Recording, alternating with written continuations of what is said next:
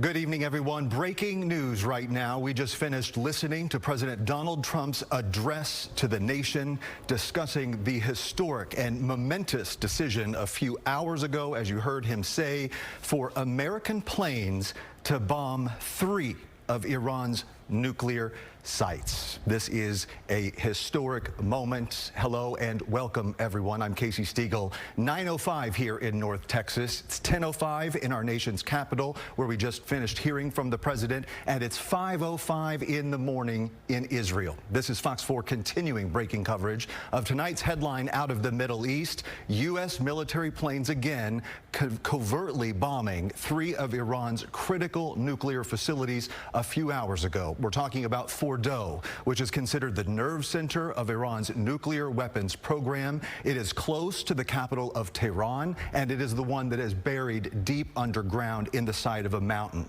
Then you have Natanz, that's south of that location in central Iran. Parts of that apparently also underground. Then further south, Isfahan, that is also in central Iran. Now, we just heard President Trump making those remarks moments ago, saying that 6 bunker buster bombs were used. Those are those big 30,000-pound bombs that can do an incredible amount of damage. It's the air power that had enough punch to get and penetrate the mountain, to get those deep underground cavities where all of the nuclear weapons were being manufactured, according to officials, and also where the uranium was being enriched to build nuclear weapons. And that is at the center of all of this. It's what caused Israel to create to spring a surprise attack on Iran just about a week ago, was that they were concerned about that country's rapidly advancing nuclear weapons program. Let's get you now to our own Amelia Jones. She is also here monitoring the events along with us. She also just heard the president speak. Amelia, what do you have for us? Well, Casey, obviously when the sun comes up overseas, we'll learn a little bit more about the magnitude of the attack and really what happens next. I think that's the main question on many people's minds right now. As we've been reporting, President Trump said the U.S. targeted 3 nuclear sites in Iran. This strike is in addition to the ongoing airstrikes from Israeli forces in the region. You'll remember late this week, President Trump said he would wait a maximum of 2 weeks before deciding whether to strike Iran. It's an important decision for him. There are some within his own party who believed he needed congressional approval before launching any sort of strike. Earlier today, images were released of bombers departing Missouri for locations closer to the Middle East, but it appears that might have been a misdirection. Those bombers did not reach the area in time. Instead, it appears other bombers carried out the strike. Here is more from President Trump. Iran, the bully of the Middle East, must now make peace. If they do not, future attacks will be far greater and a lot easier. For 40 years, Iran has been saying death to America, death to Israel. They have been killing our people, blowing off their arms, blowing off their legs with roadside bombs. That was their specialty. We lost over 1,000 people, and hundreds of thousands throughout the Middle East and around the world have died as a direct result of their hate. In particular, so many were killed by their general, Qasem Soleimani. I decided a long time ago that I would not let this happen. It will not continue. President Trump thanked the U.S. military forces involved in this attack and Israeli forces. As you heard the president talk right there, he reiterated that he wants peace to come from this, and if it does not, then America will remain strong, and those attacks, as he mentioned, there could be additional, and as he mentioned, it could be just easier. As we know, the regime after these attacks, and we've heard from several experts talk about, even on Fox News when we first learned about this attack, that the regime has weakened because of this. So obviously this is a very developing story. When the sun rises, we're going to get a better look at that damage assessment over there, and of course we'll be following it here locally on Fox 4. Casey, back to you. Yeah, Fox 4's Amelia Jones. Amelia, I know you're going to hang around with with us as we do continue our developing coverage on this story tonight. Amelia, thank you for being here, and let us know when you have more info and can come back. We obviously have some information from the president, a reaction from Texas leaders. This is from Senator John Cornyn. Texas leaders on Capitol Hill reacting to the news. Senator Cornyn writing, President Trump made the courageous and correct decision to eliminate the Iranian nuclear threat. God bless the USA. Thank you to our extraordinary military and our indomitable POTUS. This is what leadership on what the world stage looks like. Senator Ted Cruz writing, as long as Iran was able to access and conduct activities at Fordo, they could still rush and build a nuclear arsenal. Tonight's actions have gone far in foreclosing that possibility and countering the apocalyptic threat posed by an Iranian nuclear arsenal. So that is at the center of all of this, where we stand right now at 9:12 in the evening here in Texas. Will there be any type of retaliatory action on Iran's part? That is the big question. The supreme leader of that country had warned America a couple of days ago that getting involved in this would be to the country's detriment. But as you heard, President Trump had pretty strong words for that country's leaders and the regime, saying that there are still many targets left, and that if they have to continue the campaign and the airstrikes, they will do so, and that tonight's were the most difficult, and that the remaining sites are easier. And that is the warning from President Trump tonight. But of course, the thing that we really worry about, there are more than 40,000 bases, United States military bases, that are spread out all over the Middle East. And Jennifer Griffin is the Pentagon correspondent for Fox News Channel, and she had some fascinating tidbits a little bit earlier when she had an exchange with Brett Baer discussing whether or not this was a potential diversion. We woke up this morning to news that there were United States fighter jets, or I'm sorry, B-2 bombers that were actually leaving Missouri, an Air Force base in Missouri, and that they were going to be flying west to Guam, to an air base, U.S. air base in Guam. And Jennifer Griffin was saying that they would not have made it in time. So she was kind of speculating that there was another set of jets that left and went in the opposite direction to create a diversion. Let's listen into a little bit more of Jennifer Griffin's explanation with Brett Baer a little bit earlier. I think we have to look back at the news that broke earlier today, those 6 B-2 bombers that were heading west towards Guam. They would not have made it to Iran in time to take part in this strike. So that suggests to me that there was an additional B-2 package that perhaps flew eastward from Whiteman Air Force Base. Again, this was all part of the deception.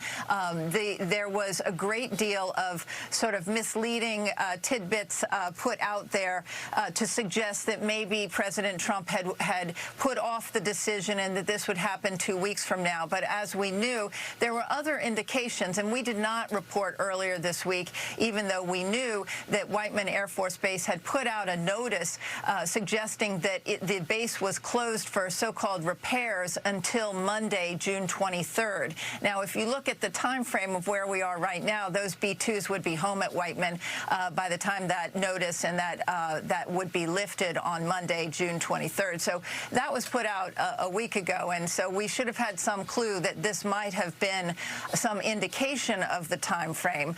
That being said, there were a lot of people. Everyone was looking west, and it is possible that these B-2s actually flew east, and they used those refuelers that we've talked about. Now, if we also look at the number of sites, there were 3 sites. We know that B-2s at least would fly most likely in pairs.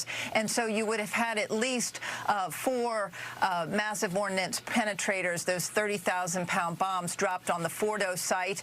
You could have had other B-2s engaged in Natanz as well as Isfahan. But you also could have had other fighter bombers. The U.S. Air Force has many bombers at its, and they have smaller bunker buster bombs that are smaller than the MOP, the 30,000-pound bombs. So the big question at this point, the looming question at this hour, again, how will Iran respond? And also, when we talk about the proximity of those U.S. military installations all across the Middle East, we only don't worry about a nuclear weapon when we talk about it reaching the mainland. Obviously, that's the number one concern. But the United States, keep in mind, has a number of assets, embassies and military posts and bases all over the world. And so there are American troops at this hour within firing range of Iran, troops that are stationed in Syria, troops that are stationed in nearby Iraq. So, of course, the concern at this point is if those people are in danger, if Iran decides to retaliate and carry through on its warning to the United States and to President Trump from earlier in the week, whether or not they will target the United States or any American assets for our response to us intervening in this. Also talking about the support, you heard President Trump there congratulating a number of people and military officials that were involved in this very covert and this precise military decision tonight. And when we're talking about the expertise of the United States military and the vastness of the United States military, it's really unprecedented. In Israel, we need to talk about Israel right now. Our own Trey Yingst, Fox News Channel's Trey Yingst, has been on the ground. He is one of the senior correspondents in the Middle East for Fox, and he knows the region in and out, and he is very plugged in, and he's very well connected. I want you to have a listen to a little bit of coverage from one of his live shots earlier as he was getting reaction in real time from Israeli officials about tonight's attack. Israel's former defense minister Yoav Gallant just texted me that very sentence: the world is now a safer place. There's an understanding in the Middle East that President Trump's decision to target Fordow, Isfahan, and Natanz will change the entire equation for the region. It will put Iran in a position where they no longer can use proxies to target Israel. They can no longer develop a nuclear program that gets just weeks away from a nuclear bomb, and no longer threaten Israel, a key American ally in the Middle East. What we know about these strikes, they targeted 3 different nuclear facilities inside Iran that were used for enriching uranium.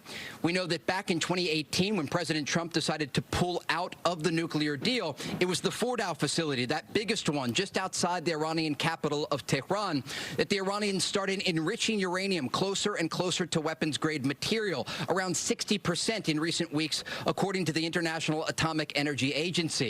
President Trump ordering the strikes against these facilities tonight, and we do know the coordination with Israel has been incredibly close. Israeli officials, including the Prime Minister Benjamin Netanyahu, went further than describing this as a military coordination over the past several weeks. They described this as a friendship between the United States and Israel, and we have heard that from officials on the ground here in Tel Aviv and across this country. But as you know, Sean, over the past 9 days, Israel has come under serious attack from Iranian ballistic missiles, targeting not only residential areas in big cities like Tel Aviv, Israel's second largest city, but also recently targeting an Israeli hospital. The Iranians have gone after Israeli civilians, while the Israelis have targeted with precision strikes both nuclear facilities, military officials from the IRGC, and top Iranian nuclear scientists.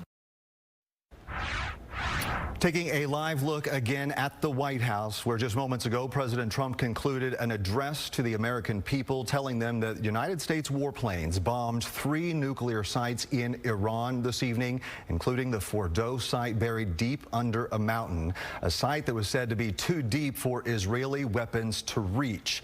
The president called the mission a success and said Iran's key nuclear sites were, quote, completely and fully obliterated. There has been no confirmation of that from any other source. The decision to directly involve the United States in the war comes after more than a week of strikes by Israel and Iran. The Israelis saying the strikes were necessary to keep Iran from developing nuclear weapons capabilities and further enriching uranium. The U.S. has had tense relations with Iran ever since the Iranian Revolution in 1979, the taking of hostages at the U.S. Embassy in Tehran. Pentagon. But the U.S. has never taken military action of this kind until today. The president doing a victory lap not too long ago as he addressed the nation, discussing how America did decide to intervene in the conflict between Israel and Iran. And tonight, the United States military bombing 3 separate nuclear sites across Iran. President Trump calling the mission a spectacular military success and saying that they have completely and totally obliterated these nuclear facilities that contained hundreds of centrifuges, nuclear scientists, and the materials needed to enrich uranium and to make a nuclear warhead. And a lot of people are saying across the globe tonight that the world is a safer place because of this decision.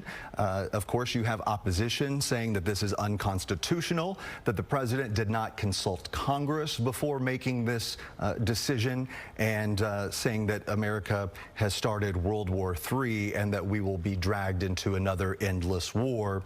Again, on the flip side, those that are in support of President Trump and America's decision arguing that the world is a safer place because Iran has been working to develop a nuclear weapon for decades. Let's listen to more coverage from Fox News Channel a little bit earlier. Jennifer Griffin, again, talking with Fox's Brett Baer about all of the communications that went on behind the scenes inside the U.S. military in order to carry out something like this. Talking to many former commanders who were responsible for this kind of mission, and this mission in particular. I can tell you that their fear is what comes next. And always, as part of this planning for the last 20 years, and there have been war plans here at the Pentagon for years, and in terms of how to take out Iran's nuclear facilities, and they've been honed over the years. But the concern has always been how to position U.S. forces for how Iran is going to react. As significant a blow as this is to its nuclear program, it still has quite a bit of capability at a lower end. They still have thousands of shorter and medium-range missiles that can, and other ballistic missiles that can reach U.S. bases in the region. That's why earlier in the week we reported that at Al Udeid Air Force Base in Qatar, that the U.S. had moved most of its aircraft away from that base, out of that base, to a safer place because they know how vulnerable those bases are. I mean, the U.S. forces, there are 40,000 U.S. forces spread out across the Middle East at various bases tonight, in addition to the 2 aircraft carriers and the many naval vessels and destroyers that are in the ocean.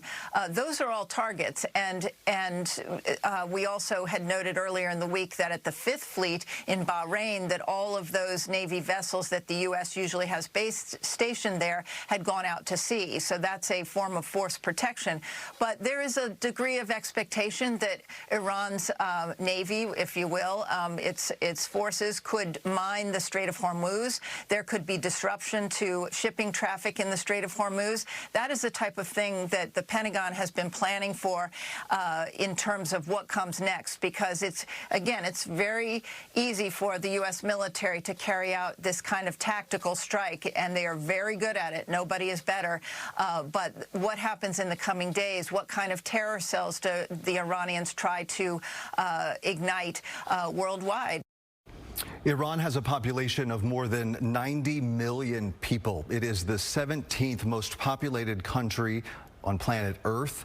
When you look at it in terms of its relative size, we're not talking about a country that takes up a lot of land, but it is densely populated, again, home to more than 90 million people. And records and polling and discussions have shown that the majority of people living in Iran, their own residents, do not support the current regime and the supreme leader. And there are discussions tonight that after the military's move, that that country's military could in fact be at the weakest point it has been at since 1979, when it was incorporated, when that regime took hold, when the Islamic Republic of Iran gained power following the Islamic Revolution, again 1979. So the question is, will the Iranian people rise up to the occasion and use this opportunity to spark change? And we saw this in the Middle East, in places like Egypt with Mubarak and other nations when they were liberated, and then they changed course. So that is the question tonight with Iran, a country of more than 90 million people, the vast majority of which do not support their own government. They don't support their own leader. Whether they will use this as an opportunity to rise up from the ashes, literally. 6 bunker buster bombs reportedly used and 30 Tomahawk missiles.